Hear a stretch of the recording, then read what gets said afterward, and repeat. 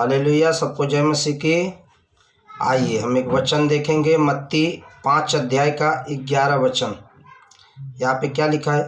धन्य हो तुम जब मनुष्य मेरे कारण तुम्हारी निंदा करे और सताए और झूठ बोल बोल कर तुम्हारे विरोध में सब प्रकार की बुरी बात कहे।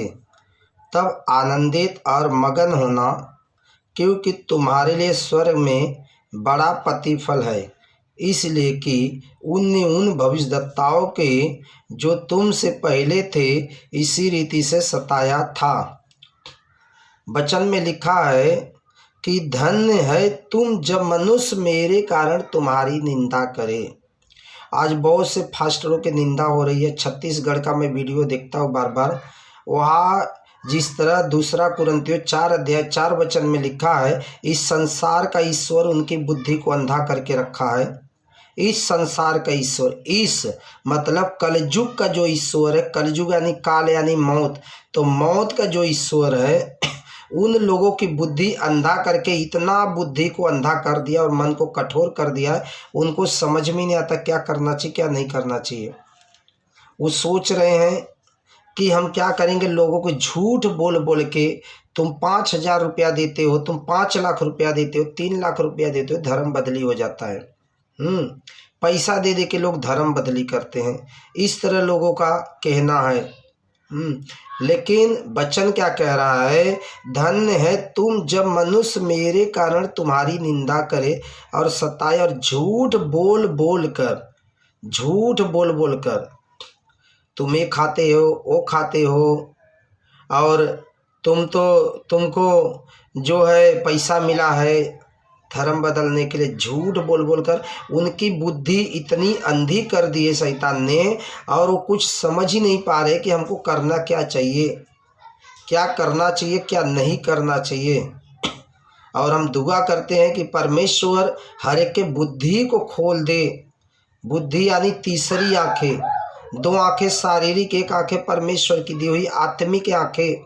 आत्मिक आंखें को परमेश्वर खोल दे ताकि वो समझ सके।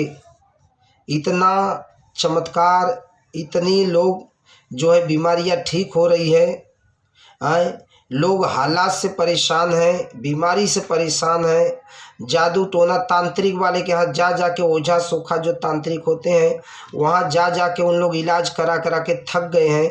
जब वहाँ ठीक नहीं हो रहे हैं, कई जगह जा रहे, कब्रिस्तान जा रहे, कहाँ जा रहे हैं, जो जहाँ बता रहे ये देवथान वो देवथान, हर जगह जा रहे।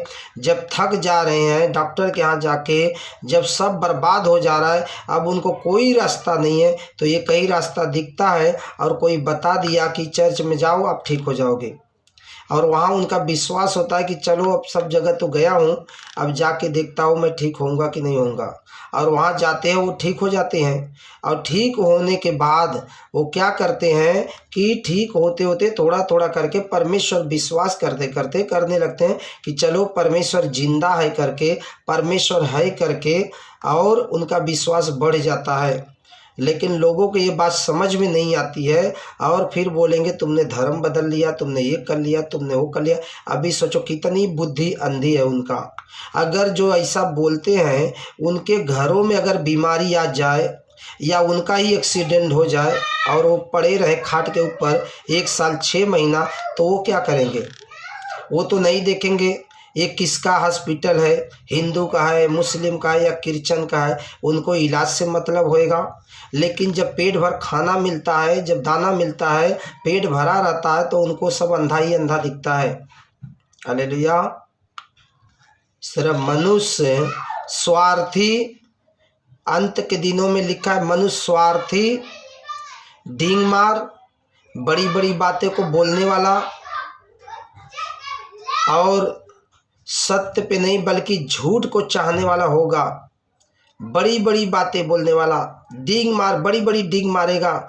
लेकिन जब बीमार होएगा तो पता चलता है अब क्या करें, कैसे मेरा जान बचेगा। वो तो उसी को पता चलता है जो हालात में होता है, जो मुसीबत में होता है, जो परेशानी में होता है। उसको कहाँ से पता चलेगा? जो पेट भर खाता है, पेट भर खाता है, नींद भर सोता है, उसको कहाँ पता चलेगा? उसको तो सब अंधा ही अंधा नजर आएगा।